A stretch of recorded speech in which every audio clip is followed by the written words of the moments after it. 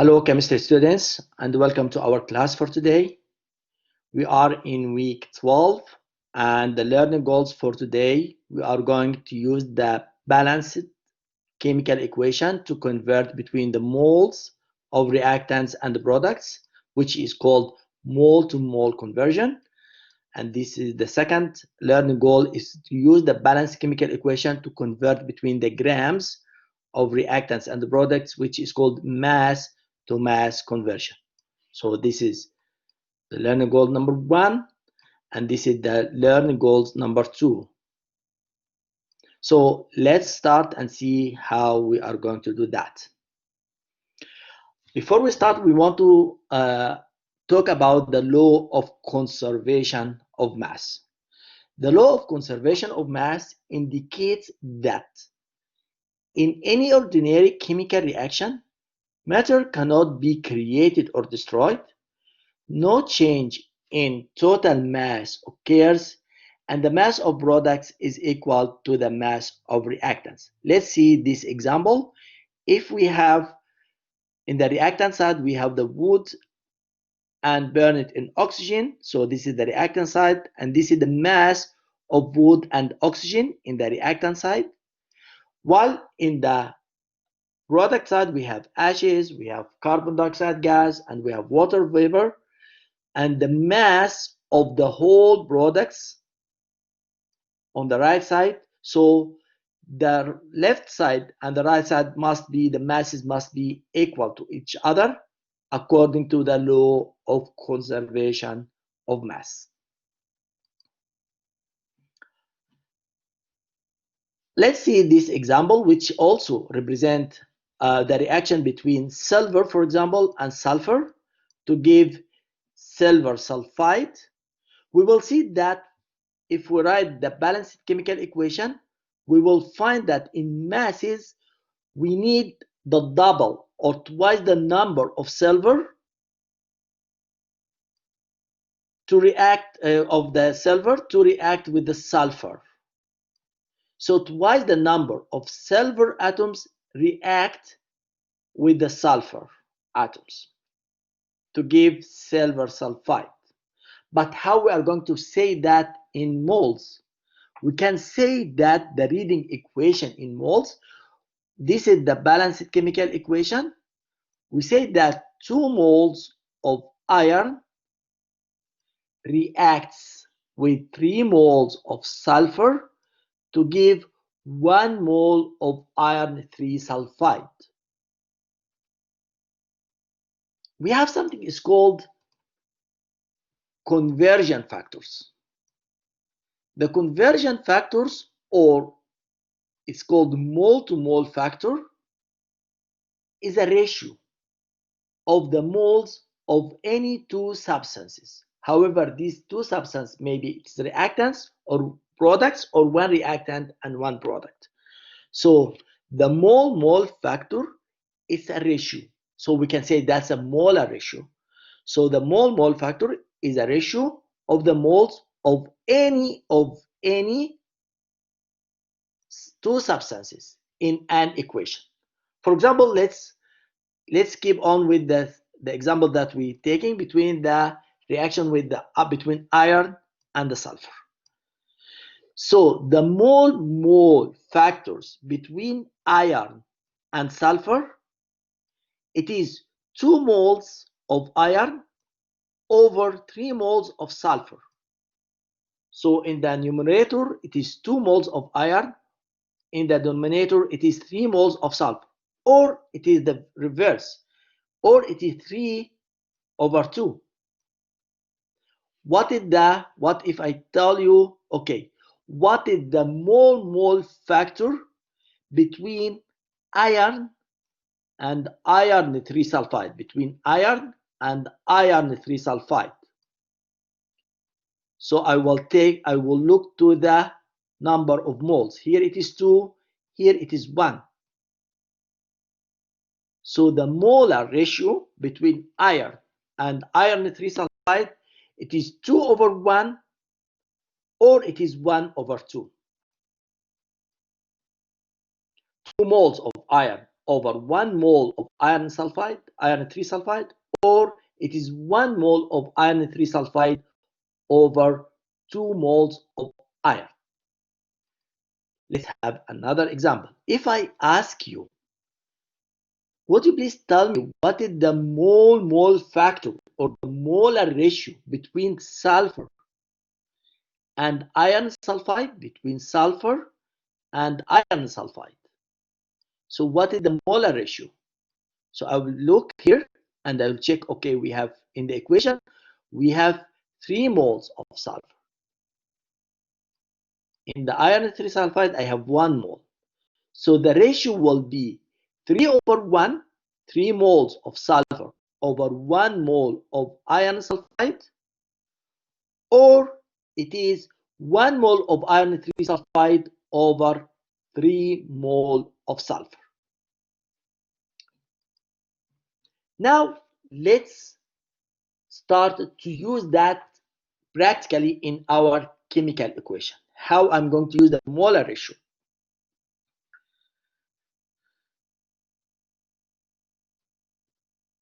First step for use the molar ratio in calculating the quantities of reactants and products in the chemical reaction, we are going to follow these 3 main steps. Step number 1, I'm going to state the given and needed quantities, moles or grams, and as we know that grams for mass. Step number 2, we are going to write a plan to convert the given to the needed quantity, moles or grams. Step number 3, I'm going to use the coefficients to write mole factors, write the molar mass factors if needed. Step number 4, it's set up the problem to give the needed quantity, moles or grams. Let's have an example. How many moles of iron 3 oxide can form from 6 moles of oxygen according to this balanced chemical equation? Iron and oxygen to give iron 3 oxide. Step number 1, I'm going to write the information is given, which is 6 moles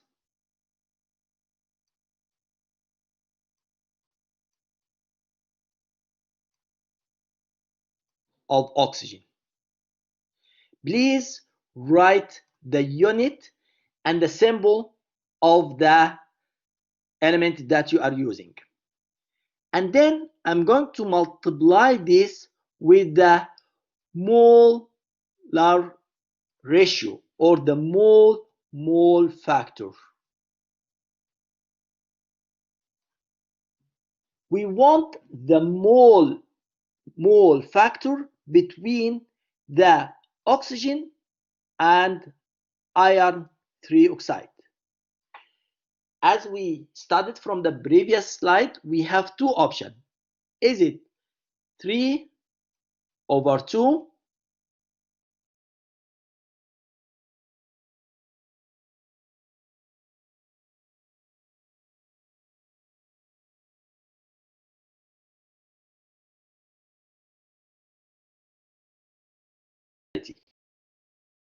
3 moles of oxygen over 2 moles of iron oxide,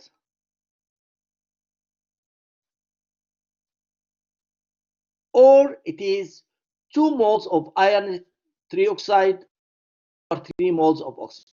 But which factor I'm going to use? This one or this one?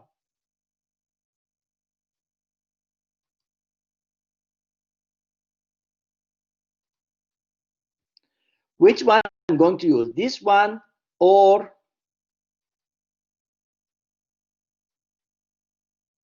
this one?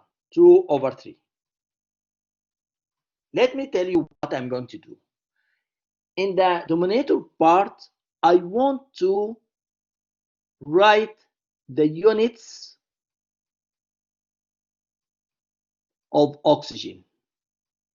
and I tell you why.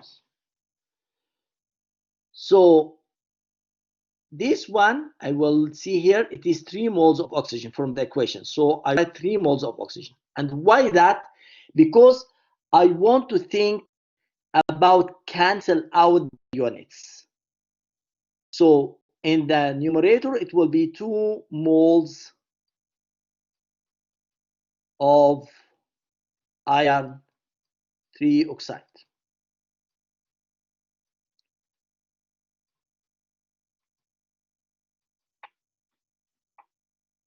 I will cancel out the units of moles of oxygen with this one. So I will cancel out the units. That's why I used this molar ratio. Why I use this one? Because this is 3 moles of oxygen in the denominator. So think about, you want to cancel out the units. So the next step, I'm going to make a circle on the remaining numbers. It is 6 in the numerator part. So it is 6 by using the calculator, and in the denominator it will be 3. So I'm going to use the calculator, so it will be 12 over 3. That gives me 4. So that's the answer. It will be 4 moles of iron 2 oxide.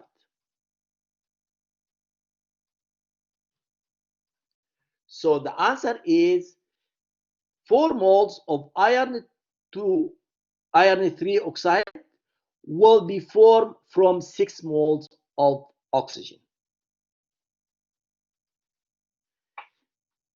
That was the first learning goals. The second learning goals in our class is to learn about how to convert from mass to mass.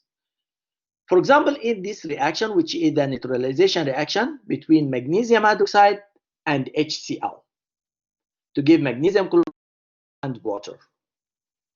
The question tell me how many grams of HCl. How many grams of HCl? So this is the mass needed. Can 200 milligrams, so that's given information, 200 milligrams of magnesium hydroxide neutralize. How I'm going to solve this? So this is mass to mass conversion. Mass to mass conversion. I'm going to follow the following steps. Step number 1, I'm going to write the equation and be sure that it's balanced equation. Then I'm going to write the given information. The given information was the mass of magnesium hydroxide. But take care, it was given in milligram. But in my calculations, I'm going to use the mass in grams. So I'm going to convert 200 milligrams. It will give me 0.2 grams. So 200 milligrams of magnesium hydroxide equal 0.2 grams of magnesium hydroxide. So the first step, I'm going to write the